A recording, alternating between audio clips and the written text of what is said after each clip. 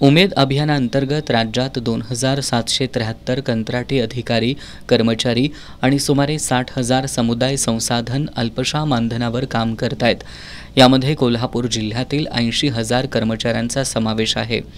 गेल्या अनेक वर्षापासून या कर्मचाऱ्यांनी शासकीय सेवेत कायम करून ग्रामविकास विभागामधील शासनाचा एक नियमित विभाग म्हणून आस्थापनेला मान्यता द्यावी यासह इतर विविध मागण्या शासनाकडे केल्या आहेत.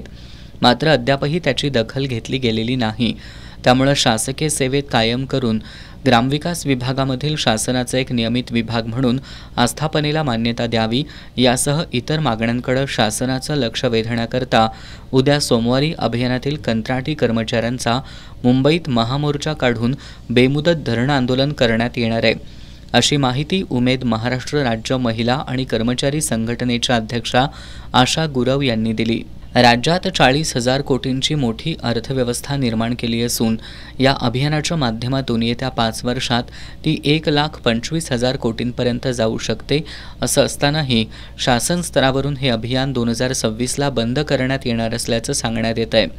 त्यामुळे यामध्ये काम करणाऱ्या कर्मचाऱ्यांचा रोजगाराचा प्रश्न निर्माण होणार असल्याचं यावेळी सांगण्यात आलं. या पत्रकार परिषदेला संघटनेच्या उपाध्यक्षा प्रियांका कोल्हे, वर्षा जाधव, नीलोफर शेख, आरती पाटील, सरिता चौगुले, धन्वंतरी पाटील, किरण रायकर उपस्थित होत्या.